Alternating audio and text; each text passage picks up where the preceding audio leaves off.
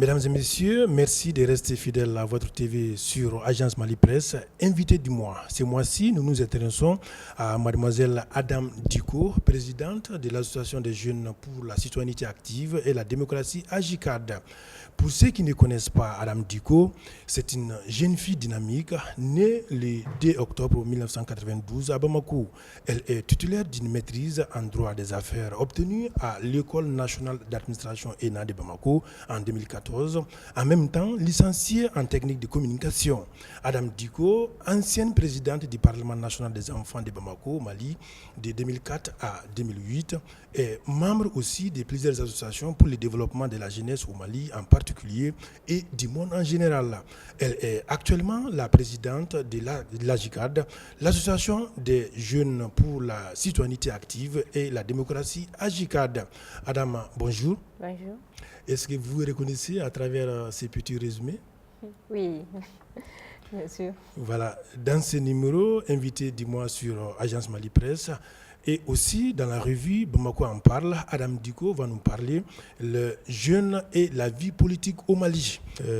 Mademoiselle Diko, de votre parcours dans la vie associative, et maintenant, aujourd'hui, il existe plusieurs associations de jeunes au Mali. Par fini, ces associations deviennent des partis politiques, mais la plupart des jeunes ne s'y intéressent pas. Selon vous, qu'est-ce qui explique cela? Okay. Merci beaucoup, M. Dante. Et oui, vous avez parfaitement raison. Au Mali, il y a beaucoup d'associations. On peut même dire que par milliers qui se créent par jour. Et au finish, il y en a qui deviennent des partis politiques et il y en a qui meurent. Et les jeunes ne s'identifient plus dans ces organisations, dans ces associations, alors qu'au départ, qui étaient créées pour eux. Pourquoi? Parce qu'aujourd'hui, au Mali, nous ne faisons plus la différence entre société civile et partis politiques. Ceci est très important. Quand nous créons une association pour militer dans la société civile, il faut savoir qu'être dans la société civile, c'est pour pouvoir contrôler l'action gouvernementale, veiller à ce que tes pairs aient une éveil de conscience. Mais si vous créez votre association pour contrôler l'action gouvernementale et qu'au bout d'un certain temps, vous-même vous participez à mettre en œuvre les actions avec les partis politiques, là c'est très difficile pour les gens de s'identifier parce que finalement on ne sait plus, est-ce que vous êtes là pour contrôler ou bien est-ce que vous êtes là pour contribuer? Donc ceci est très important, ce qui fait qu'au final, les jeunes ne s'intéressent plus à ces organisations qui au départ, qui étaient là pour eux, mais au final, qui sont devenus quand même des instruments pour des partis politiques ou même pour des personnes, des politiciens qui les utilisent. Donc, les organisations se créent avec des buts bien déterminés, mais tu trouveras qu'à la source, c'est des ambitions personnelles, c'est des ambitions politiques qui animent les leaders, qui fait qu'à un moment, donc, les gens vont quand même se désintéresser de votre structure et ça devient au final un parti politique, mais qui n'a ni le sens d'un parti politique, ni le sens d'une association ou d'une organisation de la société civile. Voilà, mais aujourd'hui, qu'est-ce qu'on peut faire en tant que jeune pour réussir dans la vie politique au Mali? Ce qu'on peut faire, disons, j'aime le dire, ce qu'on doit faire aujourd'hui. Oui. Il est très important que la jeunesse aujourd'hui commence à s'intéresser à la vie publique. Le Mali a été victime de quelque chose, surtout sa jeunesse. Nous ne croyons plus aux politiciens, nous ne croyons plus à la politique. Quand quelqu'un nous dit qu'il est politicien, on a juste tendance à dire à la personne que c'est un menteur, c'est un promoteur, mais c'est quelqu'un qui est là juste qui ne pense qu'à son intérêt personnel. Je ne dirais pas qu'on a tort à ce niveau parce que ceci dépend de l'image que les politiciens, que les gens, que les premiers responsables des partis politiques ont véhiculé. Mais aujourd'hui, il est important que cette jeunesse se réveille pour dire que la vie publique n'est pas pour les politiciens ou pour des partis politiques, mais c'est pour nous. Comme on le dit très souvent chez nous, nous ne sommes pas que l'avenir, mais nous sommes aussi le présent. Et pour que nous soyons le présent, il faut que nous commençons à poser des actes maintenant. Il faut que nous nous intéressons à la vie politique et publique. Parce que quand il dit à un jeune qu'il est l'avenir du pays, il va dire que pour lui, il n'est pas encore temps. Je vais me préparer. Mais quand est-ce que tu vas finir à te préparer? Puisqu'il faut connaître que la jeunesse, c'est juste une étape On ne reste pas jeune éternellement. Donc c'est quand on est jeune qu'on doit se préparer.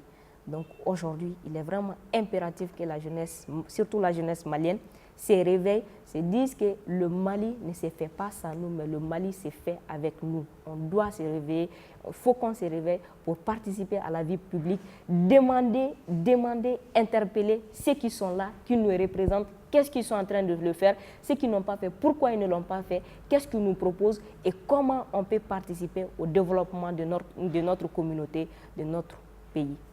Au Mali, comme partout en Afrique, on constate que les jeunes sont peu, en tout cas, représentés au niveau du comité exécutif des partis politiques. Les jeunes sont peu représentés parce que les jeunes ne s'intéressent pas à la vie publique, comme je viens de le dire. Nous pensons que s'intéresser ou notre rôle quand même s'arrête juste à se lever, à aller voter ou bien à prendre du thé des politiciens ou des t-shirts, mais on ne se bat pas pour que nous soyons présents à des instances de prise de décision. Et ceux qui sont là devant nous, qui sont quand même censés nous encadrer et nous dire qu'on est prêt, ce sont ceux-là qui nous disent tout le temps, vous êtes l'avenir de ce pays. Et tant qu'on dit à quelqu'un qu'il est l'avenir de ce pays, la personne n'est pas pressée. C'est dit qu'il a tout son temps. J'ai le temps de me préparer et tout. Alors qu'on oublie que ce qu'on apprend dans l'expérience vécue, on ne l'apprend pas nulle part.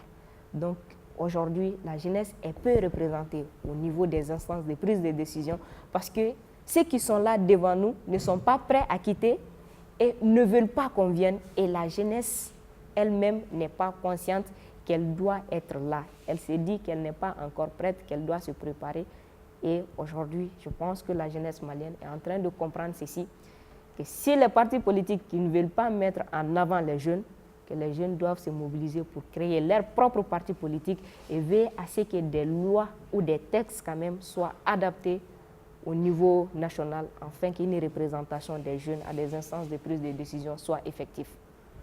Qu'est-ce qu'il faut faire concrètement pour convaincre les jeunes du Mali à participer pleinement à la vie politique au Mali, sinon à la vie publique?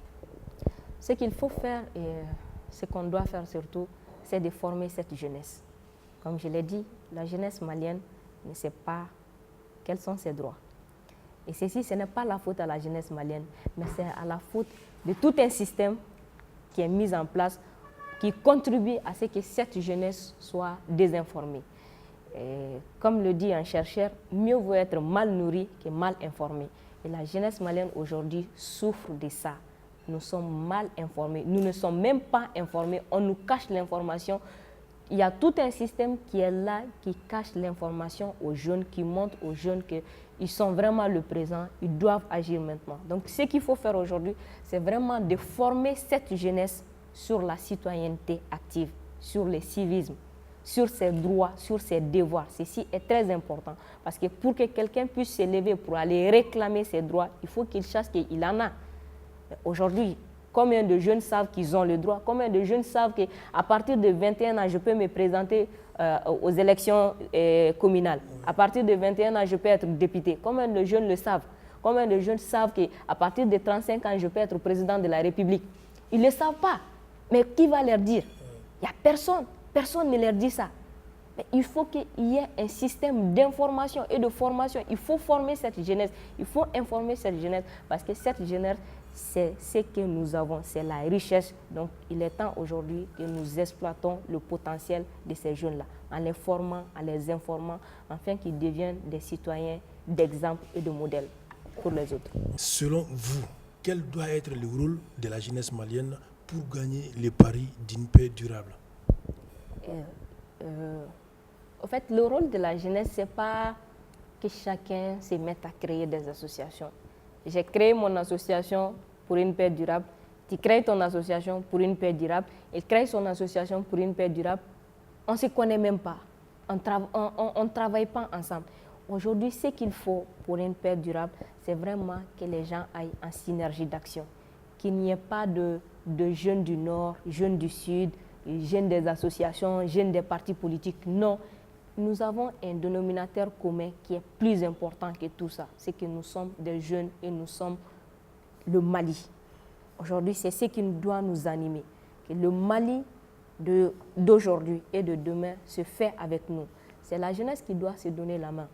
C'est ce que j'ai dit tout le temps. On ne doit pas dire qu'il faut organiser une rencontre des jeunes de Bamako, organiser une rencontre des jeunes de Kidal. Non, il faut organiser une rencontre nationale avec tous les jeunes, notamment ceux qui refusent l'unité. Il faut les écouter, il faut qu'on aille les écouter. Pourquoi? Peut-être ils ont leurs raisons. C'est ensemble qu'on peut trouver une solution, mais pas que nous, on va chercher notre solution et qu'eux, ils vont chercher notre solution, leur solution. Il faut qu'on se mette ensemble pour trouver une solution. Et la seule voie aujourd'hui que nous devons adopter pour parvenir à une paix durable, c'est que l'ensemble des Maliens se donnent la main pour dire que ce qui nous unit est plus fort que ce qui nous différencie.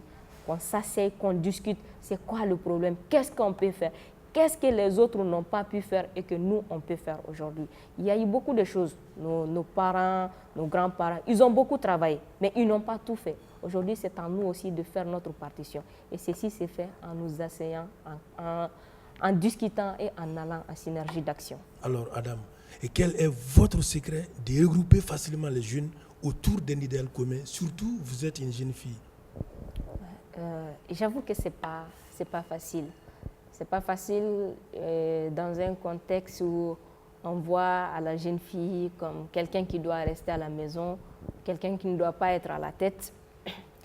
Mais d'une part, c'est facile aussi, c'est très facile quand tu comprends le problème, quand tu t'attaques au vrai problème. Et regrouper les jeunes sur un idéal commun, c'est juste savoir c'est quoi le problème aujourd'hui de ma génération, de mes pères. Et leur faire comprendre que ceci, ce n'est pas que mon problème, mais c'est votre problème. C'est des problèmes à vos amis, c'est des problèmes à vos frères, à vos sœurs. Ensemble, il faut qu'on trouve une solution. C'est quand les gens vont s'identifier dans ton combat, quand les gens vont s'identifier dans ce que tu fais, qu'ils vont te rejoindre. Parce que là, ce n'est pas une lutte pour toi, mais c'est une lutte pour eux-mêmes. Il faut que tu essaies de faire comprendre aux gens que ce que tu es en train de le faire, tu es en train de le faire pour eux. Il faut qu'ils participent pour que ça puisse se réussir. C'est la seule solution et je dirais que c'est le seul secret. Il faut faire comprendre aux gens que ce que tu es en train de le faire, c'est pour eux et ils doivent participer. Ils ont un rôle que seul ensemble qu'on peut arriver, que c'est seul ensemble qu'on peut arriver, mais toi seul tu ne peux rien faire. Et surtout, qu'ils comprennent que ceci, c'est vraiment notre problème. Il ne faut pas que tu t'attaques à des choses personnelles. Ce n'est pas qu'aujourd'hui, je suis victime de mariage précoce que je vais commencer à combattre le mariage précoce. Non. Il faut voir que tes amis, tes proches sont victimes de mariage précoce. Qu'est-ce que moi, je peux faire? C'est seulement en ça que les jeunes vont s'identifier dans ton combat et ils vont te rejoindre. Et ensemble, vous pouvez faire quelque chose. Alors, qu'est-ce que vous conseillerez à vos camarades jeunes filles qui hésitent encore à se lancer dans la vie associative? Le conseil que j'ai à donner aux demoiselles, et d'ailleurs je me réjouis que ça commence à changer aujourd'hui. Et la preuve en est que quand vous partez dans les écoles, les premiers des classes maintenant en général, c'est des filles. Et tout ça pour démontrer, je ne dirais pas que les filles sont plus intelligentes que les garçons, mais nous sommes aussi intelligentes que eux. Nous sommes aussi.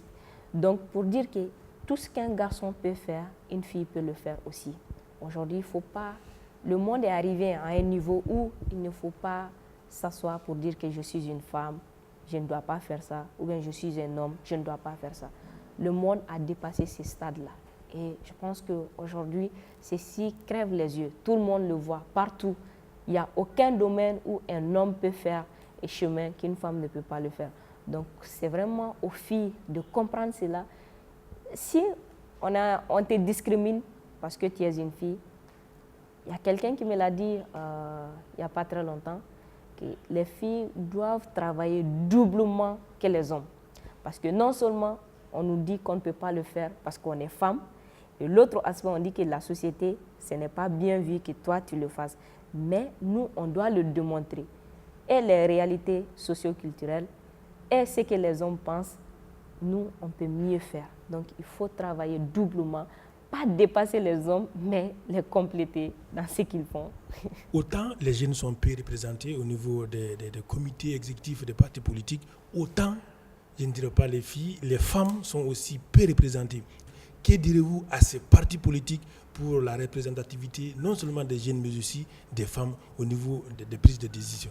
Ce que je dis aux partis politiques tout d'abord avant d'arriver à ta question, aux hommes politiques, c'est qu'il faut passer à l'action. On a fait assez de discours. Au Mali, nous avons les plus beaux textes du monde, mais l'application pose problème. Il faut que nous passions à l'application. Nous parlons de représentation des jeunes, de représentation des femmes, mais cette représentation, ça va être effective si cette jeunesse, si cette couche marginalisée qui est les femmes, sont formées, sont informées, sont éduquées. Et ceci sont clairement dit dans les textes, mais malheureusement, qui ne sont pas appliqués. Donc aujourd'hui, il faut que nous passions à l'application de ces textes. Aux politiciens qui ne sont pas encore convaincus qu'il faut mettre les jeunes au devant, qu'il faut mettre les femmes au devant, je pense que un pays qui n'exploite pas le potentiel de sa jeunesse, qui n'exploite pas le potentiel des femmes, est un pays pauvre, très pauvre, parce que la richesse que ce pays a n'arrive pas à l'exploiter. Et aujourd'hui, je trouve qu'en Afrique quand même, nous avons une représentation de plus de 60% de jeunes. Et un parti politique ou une personne qui ignore jusqu'à présent l'importance, le rôle et la place de cette couche, je dirais que ce parti politique ne fera pas grand feu. Aujourd'hui, il faut mettre les jeunes devant. La créativité, l'énergie, l'innovation, ça c'est les jeunes. L'histoire l'a démontré. Il faut juste qu'ils regardent au moment où ils ont commencé, ils avaient quel âge? Est-ce que ceux qui étaient devant, si ceux-là avaient attendu leurs 55 ans, 60 ans ou 65 ans pour les intégrer et ils allaient être à ce niveau? Il faut juste qu'ils regardent ça. Il faut qu'ils arrêtent d'être égoïstes. Il faut qu'ils comprennent que ces jeunes-là, ce sont eux qui vont faire le Mali. Ils ont fait leur temps. Il ne faut pas qu'ils continuent de berner ces jeunes-là comme quoi nous sommes des jeunes, notre temps va arriver. C'est faux et archi faux. Et ils ont arraché et je vais les rassurer comme quoi s'ils ne donnent pas, s'ils ne cèdent pas la place aux jeunes, les jeunes aussi vont arracher. Parce que ce qui est sûr, la jeunesse ne va pas continuer à attendre. Il va arriver un moment où on va arracher et je ne souhaite pas que ce soit le cas au Mali. Et parmi les politiciens au monde, et quel est bien sûr ce politicien qui vous attire? Le politicien qui m'attire ou bien en qui je m'identifie un peu, je crois qu'en Afrique, quand même, il est le politicien idéal pour beaucoup de jeunes, hein. Pas pour des politiciens, mais pour beaucoup de jeunes. C'est un peu Barack Obama. Et pourquoi? Parce que le gars, il a compris qu'il faut mettre en avant les jeunes. Il a fait sa campagne présidentielle avec un groupe de jeunes. C'est un groupe de jeunes qu'il a élu. Il les a fait confiance, il les a responsabilisés. Et aujourd'hui, ce sont ce groupe de jeunes qui a fait de lui une star mondiale, qui a fait de lui quand même le président des États-Unis qui a marqué le plus d'Africains parce que nous nous identifions à lui. Nous voyons en lui l'espoir de l'Afrique, même si ce n'est pas un Africain, même si c'est un Américain. Au moins, nous avons compris quand même avec lui que la démocratie a un sens, qu'il faut exploiter le potentiel des jeunes. Donc, je m'identifie un peu en lui. En Afrique, surtout au Mali, je trouve que nos politiciens, ils ont beaucoup à apprendre jusqu'à présent, et surtout concernant l'implication effective des jeunes. Quel est le cri de cœur d'Adam Dicko? Le cri de cœur que j'ai lancé, tout d'abord à l'endroit des jeunes filles, c'est qu'il faut étudier. Il faut étudier, il faut croire en vous. Il faut avoir confiance à sa personne. Il ne faut pas se dire que je suis une femme. Oui, on est des femmes, mais c'est parce que nous sommes des femmes que nous sommes plus importantes que les autres. C'est parce que nous sommes des femmes que nous sommes la mère de l'humanité. Donc il faut que nous croyions en nous, il faut que nous cherchions que rien ne va marcher sans notre implication. Ça, c'est sûr et certain. Rien ne va marcher sans l'implication des femmes et des filles. Donc, il est temps aujourd'hui que les filles s'élèvent et jouent leur partition pour le développement du pays. Pour les partis politiques, c'est vraiment un cri de cœur. Aujourd'hui, il faut qu'ils acceptent de céder la place aux jeunes. C'est vrai, ils ont peur que les jeunes ne commettent des erreurs, mais tout le monde commet des erreurs. Si on dit aujourd'hui qu'on va se mettre à citer les erreurs qu'ils ont commises, on ne va pas en finir. Pour dire qu'il ne va pas avoir une génération qui ne va pas commettre d'erreurs. Mais il faut préparer une jeunesse qui va apprendre de ses erreurs. Et là, aujourd'hui, je pense que le Mali a cette chance aujourd'hui de mettre en avant ces jeunes. Il faut croire à ces jeunes, il faut leur faire confiance, il faut être là pour les guider, pour les conseiller. Aux jeunes, le message que j'ai à partager, c'est qu'aujourd'hui, il faut que nous respections nos parents, il faut que nous respections nos valeurs et nos coutumes. Ceci est très important. Aujourd'hui, je peux dire que la jeunesse malienne n'a pas d'identité parce que nous voulons tellement ressembler aux autres que nous oublions ce que nous sommes. Il faut que nous continuions à respecter nos parents. Ceci est une valeur que personne d'autre n'est là. Il faut que nous continuions à préserver ça. Il faut que nous arrêtions de fumer, de boire. Non.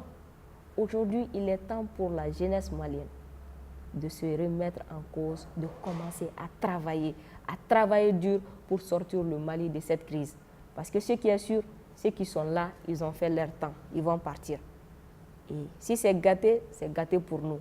Si c'est bien fait pour nous. Donc il faut qu'on se lève. Il ne faut pas qu'on dise que non, il y en a qui gèrent, mais ceux qui gèrent, il faut qu'on arrive à les interpeller. Il faut qu'on cherche, ils sont là pourquoi. Il faut qu'on s'intéresse à la vie politique, à la vie publique, pour savoir nos maires, nos députés, nos présidents, nos ministres, ils sont là pour faire quoi. S'ils ne le font pas, il faut qu'on les demande pourquoi ils ne le font pas. Il faut qu'on cherche qu'est-ce que nous, on doit faire. Il faut qu'on les cherche. Ceci est très important pour les jeunes. Pour l'État, le cri de cœur que j'ai à lancer, c'est que vraiment, le Mali a ratifié tellement de textes, ce n'est pas possible. Mais la population malienne fait partie des populations les plus désinformées du monde. Le minimum des choses qu'ils peuvent faire ou qu'ils doivent faire, c'est vraiment de nous informer de ces textes qui ont été ratifiés. Si c'est appliqué, comment? Si ce n'est pas appliqué, pourquoi? Et puis, ça ne sert à rien de ratifier les textes si on ne les applique pas. Il faut qu'aujourd'hui, nous passions à l'application de ces textes-là. C'est ce cri de cœur que j'ai à lancer aux autorités. Vous avez le mot de la fin pour remercier toutes ces personnes-là qui vous ont accompagné jusque-là. Ok, merci beaucoup. Mes remerciements vont premièrement à mon secrétaire général, qui est Ousmane Maïga, qui m'aide beaucoup, qui en plus d'être mon secrétaire général, c'est mon petit frère, c'est mon ami, avec qui on a à peu près le même parcours. On a fait les mêmes études, les mêmes associations, on a les mêmes parcours et les mêmes visions. Et qui sans lui, aujourd'hui peut-être, je n'aurais pas été là, ou bien nous ne serons pas là. Je tiens à le remercier beaucoup. Tout ce qu'il fait, il le fait pour moi, il le fait pour lui, il le fait pour la jeunesse malienne. Je tiens à remercier mon équipe, l'AGICAD, qui est vraiment une équipe dynamique, courageuse. C'est des jeunes qui travaillent jour et nuit, qui sont prêts à tout moment à défendre les causes de la jeunesse malienne. Je remercie les personnels de l'AMPPF qui nous accompagnent dans tout ce que nous faisons. Je remercie notre partenaire, notre bailleur, qui est Oxfam aujourd'hui, qui a cru en nous, qui nous a accompagnés, qu'on élabore notre plan stratégique, à installer notre association et qui nous accompagne dans beaucoup de projets aujourd'hui. On les remercie beaucoup. Nous remercions tous nos autres partenaires. Je remercie aussi Mme Sitan Togo, qui est la coordinatrice du programme My Right, My Voice, qui nous a beaucoup aidés, qui a cru en nous, qui nous a beaucoup poussés. Vraiment, je la remercie beaucoup. Et je vous remercie vous aussi, parce que vous contribuez beaucoup à donner de la visibilité à ce que nous faisons. Nous faisons beaucoup de choses, mais nous n'avons pas le moyen d'atteindre tout le monde. Et grâce à vous, nous atteignons beaucoup de personnes. Voilà, merci mademoiselle Adam Diko. Agence Mali Presse et la revue Bamako en parle vous disent merci pour votre disponibilité. Merci aussi à l'AGICAD. Merci.